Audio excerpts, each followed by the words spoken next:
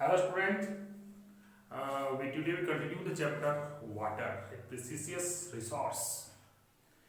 हमने पहले वीडियो में बताया था बच्चों कि वाटर का क्या कैसे यूज क्या इम्पोर्टेंस है, और आज हम बताएंगे कि वाटर फॉर्म के बारे में चर्चा किया था। तो आज हम बात करेंगे हम लोग ground water as a important source of water कैसे है, और डिप्लेशन वाटर टेबल का डिप्लेशन क्यों हो रहा है, and distribution of the water distribution हमारे अर्थ पे एक जैसा क्यों नहीं है। तो हम लोग आज शुरुआत करते हैं कि ground water as a important source of water, because हम बताया था कि our 3/4 of our earth is covered with the water, but all water is not suitable for the पीटिंग फॉर द ह्यूमन बींग्स के लिए वो फिट नहीं है, पीने लायक नहीं है। कुछ ही वाटर है जो 0.3% लगभग में है, जो भी कम हो रहा है। जो वाटर जो है हमारे बहुत इंपॉर्टेंट है, पीने लायक है। तो ये जो हम आज देख रहे हैं, आप जो भी आसपास में कोई घर बन रहा होगा, चाहे घर बनाए होंगे, आपके घर में आप पीने के लिए वाटर के लिए आप अंडरग्राउंड वाटर के लिए बोरिंग का इस्तेमाल करते होंगे।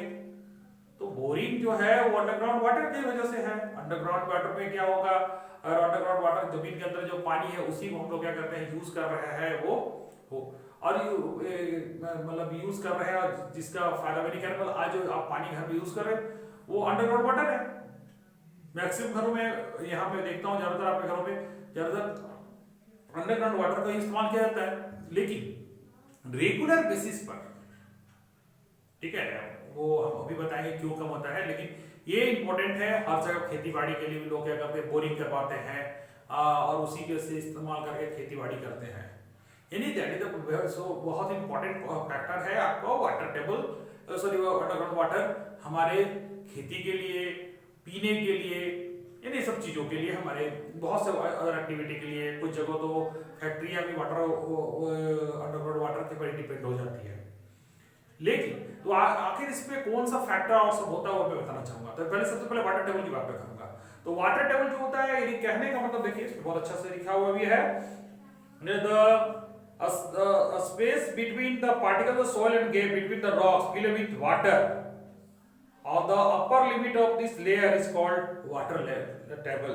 यानी कहने का मतलब है कि ये जो सॉइल के बीच में और गैप में जो वाटर होता है, ठीक है, तो आप जमीन के अंदर में गौर कीजिएगा कि हर जगह वाटर नहीं, बहुत देखिए बहुत बहुत ज्यादा डीप बोरिंग करना पड़ता है तब जाकर पानी मिलता है। कहीं बहुत कम बोरिंग में ही पानी मिल जाता है। क्यों? क्योंकि उसमें जो आपका सॉइल में जो वाटर जो है वो कहीं ज्यादा कहीं कम, हर जगह पैलेस टू पैलेस वेरी करता है।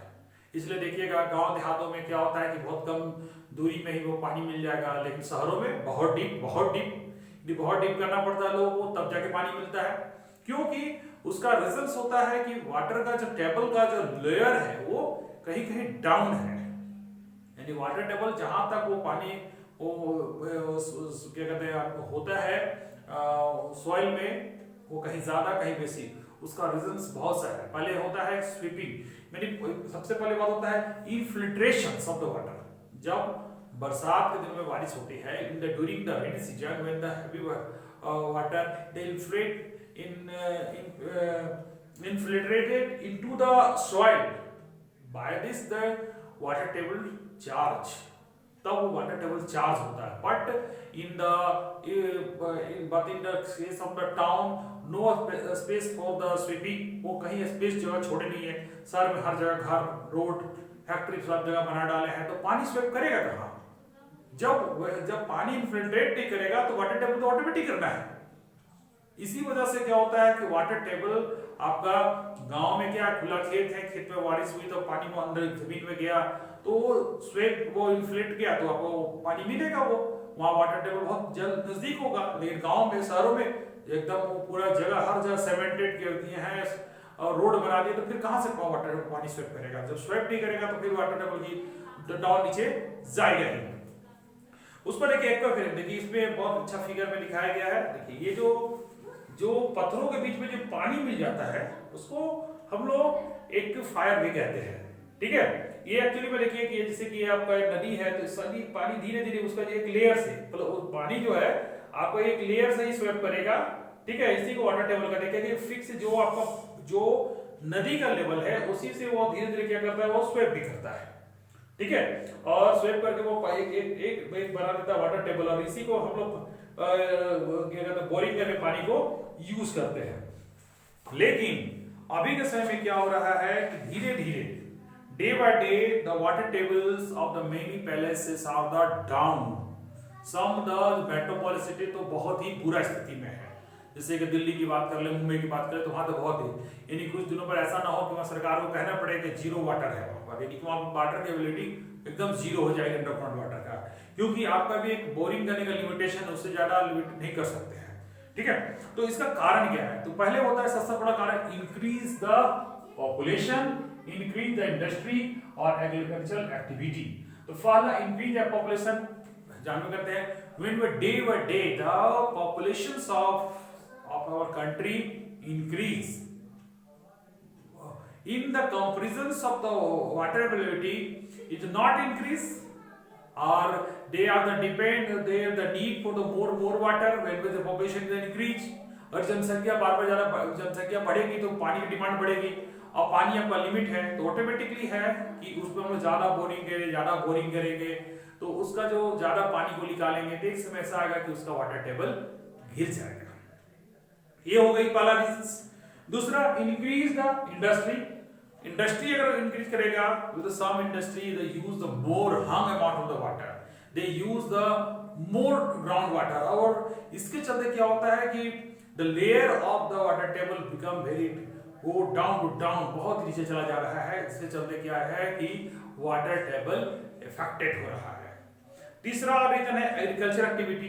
आजकल बहुत सारे एक्टिविटी में केनाल वाला नहीं है, वहां लोग क्या करते हैं, डीप बोरिंग जो कर रहे हैं, तो उसके चलते भी क्या होता है कि मैक्सिमम जो ग्राउंड वाटर जो हम लोग बाहर निकाल दे रहे हैं, तो धीरे धीरे day by day the level of the water table go to decrease, वो डिक्रीज कर रहा है, और ये हमारे लिए एक अलार्मिंग टाइम है। अगर अभी हम आगे बताएंगे कि कैसे इसको किया जा सकता है, ठीक उसमें बात करेंगे, लेकिन फिलहाल समझिए कि अगर ये सब चीजें जो हो रही है ये हमारे लिए सही हम लोग के लिए नहीं है, क्योंकि आने वाले समय में हम लोग को पीने के लिए जो पानी भी बहुत ही मुश्किल हो जाएगी। उसके बाद हम लोग बात करेंगे डिस्ट्रीब्यूशन ऑफ द वाटर। तो डिस्ट्रीब्यूशन ऑफ वाटर की हम लोग बात करेंगे, क्या हर जगह पानी कैसा है? No, water distributions of the all over the world is not the same. तो द सम रीजंस, कहीं रेनफॉल ज्यादा है, रेनफॉल कम है। दूसरी बात, कहीं पर आपका ऐसा सिचुएशन है पहाड़ी इलाका है जहाँ पर है, तो वहां पर पानी में रुक नहीं पा रहा है, मैदानी इलाका में पानी का लेवल ठीक है, ठीक है। तो इसका रीजंस होता है so many factors such as the rainfall, some are the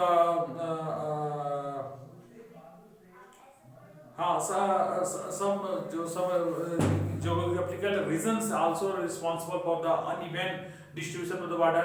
geographical factor भी डिपेंड करता है, आप कहीं जहाँ पहाड़ है, जहाँ पर पॉपुलेशन है, बहुत सारे रीजंस है जिसके चलते क्या होता है वाटर डिस्ट्रीब्यूशंस अफेक्टेड करता है, ठीक है। तो बच्चों आज की वीडियो में हमने जाना ground waters as a important source of water, दूसरा डिप्लेशन ऑफ द वाटर, तो what is the reasons, increase the population, increase the industry, agriculture activity, and lastly distribution of the water. तो next video में कुछ और topic के साथ हम मिलते हैं नेक्स्ट वीडियो में। Thank you.